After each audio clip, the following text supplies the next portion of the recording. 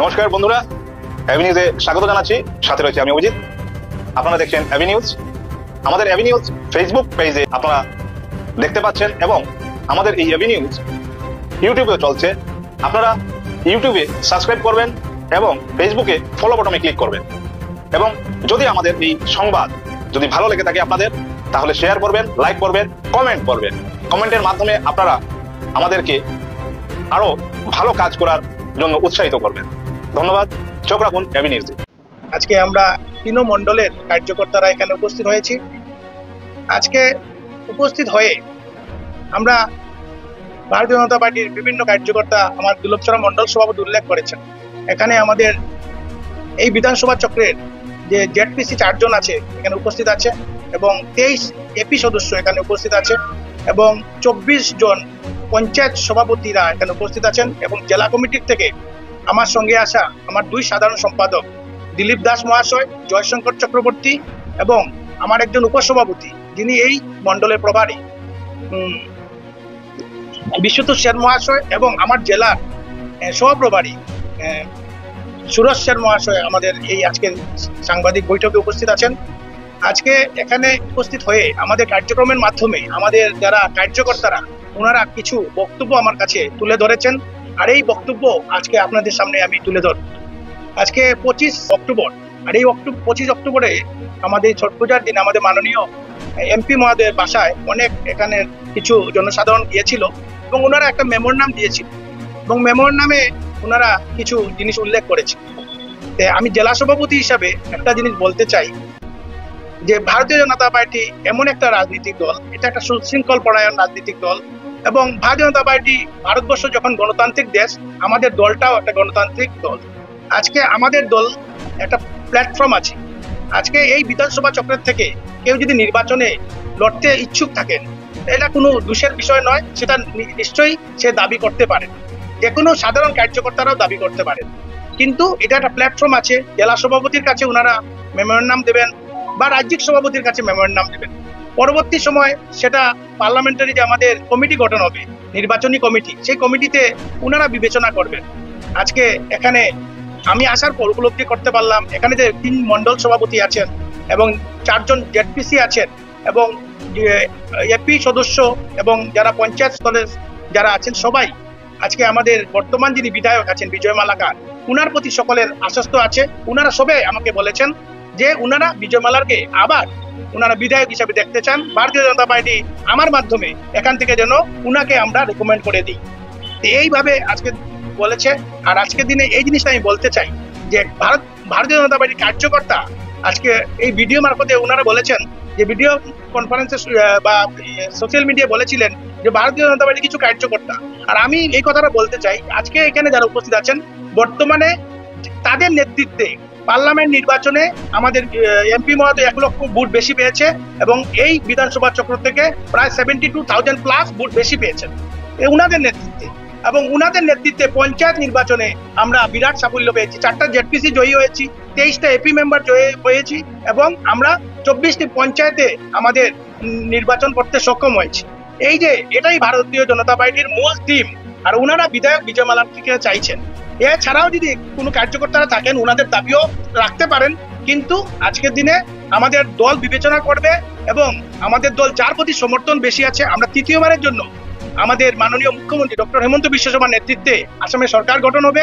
এই সরকার আমাদের জনদরদী সরকার, যেভাবে সম্পূর্ণ আসামকে ভারতবর্ষের মধ্যে 5টি রাজ্যের একটি রাজ্যে পরিণত করার লক্ষ্যে কাজ করছেন, এই কাজকে আরো ত্বরান্বিত করার লক্ষ্যে এই বিধানসভা চক্র থেকে 2বার আজকে এই বিজয় মালারকে জয়ী করেছেন এবং ভবিষ্যতেও ওনারা এই আশ্বস্ত আছেন ওনারা বিজয় মালারকে জয়ী করবেন।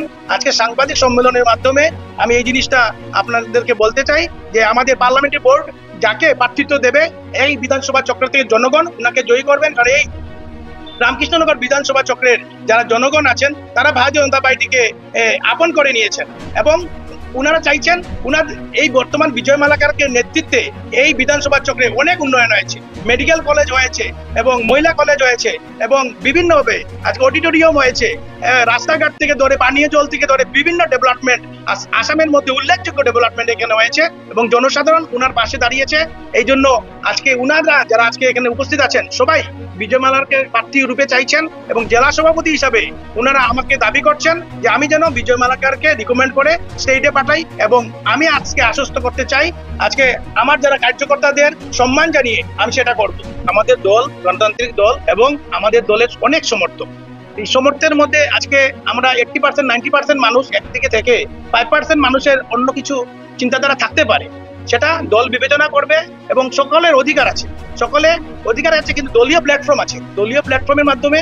আর উনারা যারা দিয়েছেন উনারা হয়তোবা আমাদের দলের অনুশাসন জানেন না বা উনারা দলের ভারতীয় জনতা পার্টির যে কার্যকর্তা হিসেবে কাজ করেননি বলেই উনারা ভারতীয় জনতা পার্টির যে সিস্টেমটা জানেন না। উনারা এমপি মহোদয়কে দিতে পারেন না, উনারা যদি দেওয়ার ইচ্ছা ছিল উনারা জেলা সভাপতিকে দিতে পারতেন বা জেলা সভাপতির মাধ্যমে রাজ্য সভাপতিকে দিতে পারতেন, কিন্তু উনারা যেহেতু গত পঞ্চায়েত নির্বাচনে উনারা আমাদের প্রার্থীদেরকে হারানোর জন্য কাজ করেছেন, উনারা সবসময় এই জিনিসটা করবেন এবং উনাদের কথা এই রামকৃষ্ণনগর জনগণ শুনবেন না, এটা আমি বিশ্বাস করি। আজকে যারা জনপ্রতিনিধি হয়ে থাকে তারা জনগণকে সবসময় মানে জনগণের যে ডিমান্ড দেয় সেই জিনিসটা ওনারা দিয়েছে, এই জন্য উনিও বলেছেন যে ঠিক আছে আমি দেখবো। কিন্তু উনি যখন দিতে যাবেন তখন নিশ্চয়ই আমাদের যে সিস্টেম আছে সিস্টেম মতোই উনিও জেলা সভাপতির কাছে দিবেন। এটা খুবই সহজ সরল ভাষায় যদি বলতে চাই আমি তাহলে বলবো আজকে আমাদের পরিভাষায় যে ভূমিপত্র বলে যেটা বর্ণনা আমরা করে থাকি, আমরা যারা ভারতীয় জনতা পার্টি করি, আমাদের ভারতবর্ষ রাষ্ট্রে যিনি জন্মগ্রহণ করেছেন, যিনি আমাদের ভারতীয় নাগরিকত্ব নিয়েছেন, উনি আমাদের ভারতবর্ষের রাষ্ট্রের মানুষ, উনি ভারতীয় নাগরিক। আমাদের প্রিয় প্রধানমন্ত্রী নরেন্দ্র মোদীজি উনি গুজরাটের বাসিন্দা হয়েও উনি উত্তরপ্রদেশ বেনারস থেকে উনি নির্বাচন করেছেন এবং বেনারসের মানুষ নির্দ্বিধায় উনাকে অনেক ভোট দিয়ে জয়ী করেছেন, উনি ভারতবর্ষের প্রধানমন্ত্রীর নেতৃত্ব দিচ্ছেন। আরেকটা জিনিস আছে শিক্ষার কথা যেটা বলুন, খালি শুধু পুঁথিগত শিক্ষায় শিক্ষিত হলে চলবে না। আমাদের কবিগুরু রবীন্দ্রনাথ ঠাকুর উনার কিন্তু সার্টিফিকেট খুব বেশি ছিল না, কিন্তু উনার পুস্তিকা দিয়ে আজকে ইউনিভার্সিটি বা আরো উপর লেভেলও চর্চিত হচ্ছে। কিছু স্বার্থপর মানুষ আছে এই জিনিসটা তৈরি করতে চাইছে, কিন্তু আমি ভাবি আমাদের সাংসদ এবং বিধায়ক একইভাবে আমাদের এই বিধানসভাকে উন্নয়ন করার লক্ষ্যে কাজ করছে এবং সামনে যে 26-এর নির্বাচন আসবে এই নির্বাচনে আমরা সবাই মিলে এই বিধানসভা চক্র থেকে আমাদের প্রার্থীকে অনেক বেশি ভোট পেয়ে আমরা জিততে সক্ষম হব। আমাদের মধ্যে কোনো এরকম নেই, ওনাদের মধ্যে নেই, কারণ সবাই ভারতীয় জনতা পার্টি কাজ করছে। এগুলি কিছু স্বার্থন্বেষী মানুষ আছে সেটা ক্রিয়েট করার চেষ্টা করছে, কিন্তু ওনারা এই ফাঁদে কোনোদিনও পড়বেন না। আরেকটি প্রশ্ন, নির্বাচনে দেখেছি আমাদের বিধায়কের নেতৃত্বে 73,000 মানুষ এখানে ভোট বেশি দিয়েছে। তাহলে একটা কথাই বলতে চাই, আজকে ভারতীয় জনতা পার্টির প্রতি মানুষের আস্থা আছে এবং সবাই মিলে আমাদের প্রিয় মুখ্যমন্ত্রী ডক্টর হিমন্ত বিশ্ব শর্মাকে শক্তিশালী করার লক্ষ্যেই আমরা সবাই একত্রিত আছি। দেখুন আমাদের একটা সিস্টেম আছে, আজকে উনি বিধায়কের কাজের উন্নয়ন যে করেছে এর জন্য উনি ওনাকে ধন্যবাদ দিয়েছেন। উনি বিশ্বাস করছেন বিধায়ক খুব ভালো কাজ করেছে, কিন্তু যেহেতু পার্লামেন্ট বোর্ড আছে, পার্লামেন্ট বোর্ডে সেটা নির্বাচন দেবেন কি দেবেন না, ওনাকে প্রার্থী দেবেন কি দেবেন না, ওইটা বিবেচিত হবে। আপনারা খুব অল্প দিনের মধ্যেই দেখতে পারবেন আজকে আমি যে কথাটা আপনাদেরকে বলছি, আমাদের বিধায়ক এবং আমাদের সাংসদ একত্রিত হয়ে এই সমাজের জন্য কিভাবে এই রামকৃষ্ণনগর সমষ্টিকে আরো উন্নয়ন করা যায় এই লক্ষ্যে কাজ করবেন। মেডিকেল কলেজ আমাদের রাজ্য সরকার এখানে মেডিকেল কলেজ এই জেলার জন্য বরাদ্দ মেডিকেল কলেজ এই রামকৃষ্ণনগর বিধানসভা চক্রে স্থাপন করার জন্য কাজ করছে।